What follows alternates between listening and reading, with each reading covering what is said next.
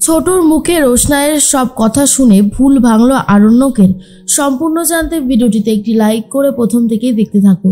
গল্পের শুরুতেই দেখা যায় বারবার করে একটা কথাই ভাবছিল আরণ্যক, কি করে হতে পারে রোশনাই আমার এত কাছে ছিল তবুও আমি বুঝতে পারলাম না।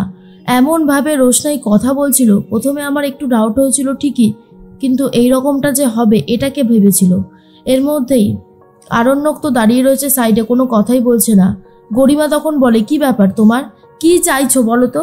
আর তখনই রোশনাই বলে, গরিমা দিদি আমি আবার কি চাইবো, আমি স্যারজির একটু খেয়াল রাখতেই এখানে এসেছিলাম। গরিমা তখন বলে, মিথ্যে, তুমি এসেছিলে আরণ্যককে পেতে, তাই তো? কি চাইছো রোশনাই, আরণ্যককে পেতে চাইছো? আর এটা শোনার পরে গরিমার কথা শুনে রোশনাই বলে, ছি এসব তুমি কি বলছো গরিমা দিদি, এসব আমি স্বপ্নেও ভাবতে পারি না। আর এসব তুমি বলছো, আমার মনে হয় তোমার কোথাও একটা ভুল হচ্ছে, তুমি দয়া করে এই সমস্ত কথা বলো না। এর মধ্যেই গরিমা বলে, আমি ঠিকই বলেছি, তুমি তাহলে এরকম লুকোচুরি করে কেন রয়েছো? আমি তো সেটাই বুঝতে পারছি না, কি চাইছো? হ্যাঁ কি চাইছোটা কি তুমি? তখনই ছোটু বলে, গরিমা তুমি শান্ত হও, আমি জানি এরকম কিছু একটা দেখে তোমার রাগ হচ্ছে, রাগ হওয়াটাও স্বাভাবিক, কিন্তু পুরো কথাটা না শুনে তুমি ব্যস্ত হয়ে যেও না। তখনই সুরঙ্গমা বলে, আমি রোশনাইকে পুলিশে দেব। এরপর গরিমার বাবা বলে, আহ সুরঙ্গমা, কি হচ্ছেটা কি? তোমার না বোনের মেয়ে, আর তুমি এরকম করছো কেন? ওর পুরো কথাটা শোনো, তারপরে তো বুঝতে পারবে সবটা। সুরঙ্গমা বলে, আমি আর কোনো কথা শুনতে চাই না, ও যেটা করেছে সেটা অন্যায় করেছে, আর আমি সেই অন্যায়কে কখনোই বরদাস্ত করব না, কিছুতেই না। যে অন্যায় ও করেছে তার শাস্তি ওকে পেতেই হবে।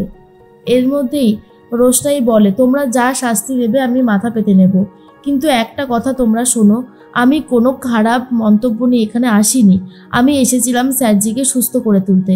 আমি যখন স্যারজির ব্যাপারে জানতে পারলাম তখনই হসপিটালে তো এসেছিলাম, তোমরা দেখেছিলে।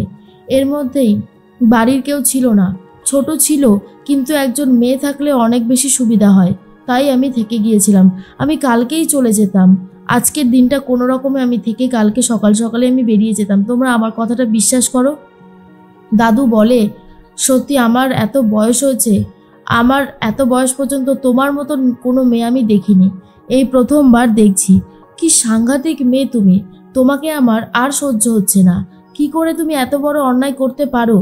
এর মধ্যেই মিনিকে তো রীতিমতো মারতে গিয়েছিল বাবলু, হাত ধরে এমন টেনেছে মিনিকে যে মিনির হাতটা ব্যথা করতে থাকে। তখনই মিনির বাবা বলে, লেগেছে তাই না রে মা? মিনি তখন বলে, হ্যাঁ বাবা খুব লেগেছে, কিন্তু আমি তো রোশনাইকে ভালোবাসি, আমার কষ্ট হলেও আমি রোশনাইকেই সাপোর্ট করব। আর ঠিক তখনই বাবলু বলে, দেখেছিস তো দাদা, তোর মেয়ে কখনো বদলাবে না।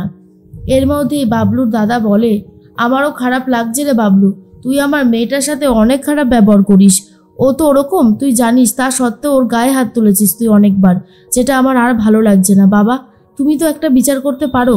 বাবলু তখন বলে, বাবা কি বিচার করবে? যেমনভাবে এক কোনায় পড়ে থাকতি সেই বাড়িতে সেভাবেই পড়ে থাক, বেশি বাড়াবাড়ি করিস না।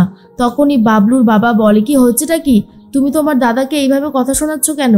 তখনই বাবলু বলে, কেন শোনাবো না, আমার সংসারটা ওই তো ভেঙে দিচ্ছে, আমার ছেলেকে বিপদের দিকে ঠেলে দিচ্ছে, আর আমি চুপ করে থাকবো? সেটা কখনো হতে পারে না, সেটা হবেও না। এর মধ্যেই সুরঙ্গমা বলে, শোনো রোশনাই, তুমি যদি ভেবে থাকো এইবার তুমি পার পেয়ে যাবে তাহলে তুমি ভুল করছো। এর মধ্যে আরণ্যক এগিয়ে আসে আর বলে, তুমি কিভাবে হসপিটালে পৌঁছালে বলো? তুমি তো তোমার স্বপ্নের মানুষের সাথে বেনারস চলে যাচ্ছিলে। এর মধ্যেই রোশনাই বলে, আমি বাসে একজনের থেকে দেখতে পাই যে আপনার অ্যাক্সিডেন্ট হয়েছে, আমি কোনো কিছু না ভেবে সেখান থেকে পালিয়ে আসি আপনার কাছে যাব বলে। এরপর অনেক কষ্ট করে আমি আপনার কাছে যাই, আর গিয়ে আমি আপনার কাছে থাকা শুরু করে দিই অ্যাটেন্ডেন্ট সেজে।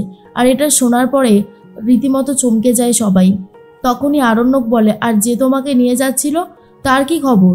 তখন রোশনাই বলে, তার কি খবর সেটা আমি বলতে পারবো না, আর আমার ব্যাপারটা আমাকেই ভাবতে দিন না, এই লড়াইটা তো শুধুই আমার। তখনই ছোটু বলে, রোশনাইয়ের সম্পর্কে আমাদের বাদশা অনেক কথা জানে না, সেগুলো জানাটা দরকার। তার মধ্যে আরণ্যক বলে, দাঁড়াও ছোটু দাঁড়াও, রোশনাইয়ের সাথে আমার বোঝাপড়া রয়েছে। তখনই বাবলু বলে, আমি একটা কথা কিছুতেই বুঝতে পারছি না ছোটু, তোমাকে আমরা এত ভরসা বিশ্বাস করলাম, শেষ পর্যন্ত তুমি আমাদের সাথে এরকমভাবে ব্যবহার করলে। ছোটু বলে, মেজদা তুমি ভুল করছো। আমার মনে হয়েছিল এখানে রোশনাইয়ের থাকাটা দরকার। রোশনাই থাকলেই হয়তো সমস্ত সমস্যার অবসান হতে পারে, সেই হিসেবেই আমি কথাটা বলেছি, তাছাড়া আর কিচ্ছু নয়। তোমার কোথাও একটা ভুল হচ্ছে।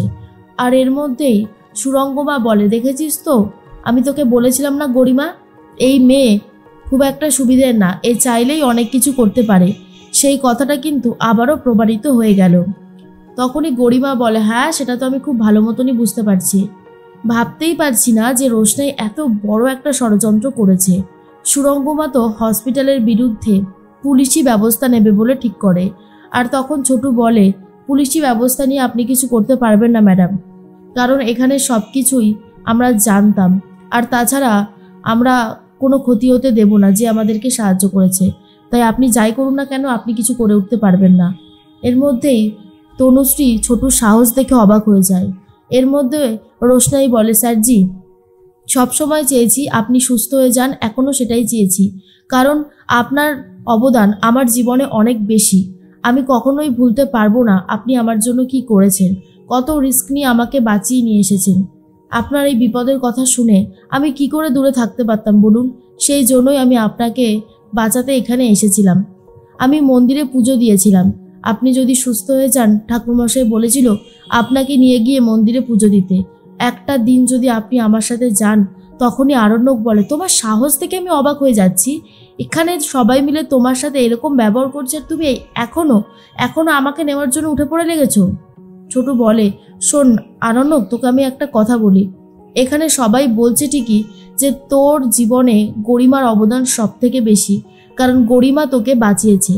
এই তথ্যটা সম্পূর্ণ ভুল। জাহ্নবী তখন রাজাকে বলে, দেখলে ছোটু এবার সবটা বলতে শুরু করে দিয়েছে। সত্যি আমার না ভালো লাগছে না। ছোটুর ওপরে আমার খুব রাগ হচ্ছে।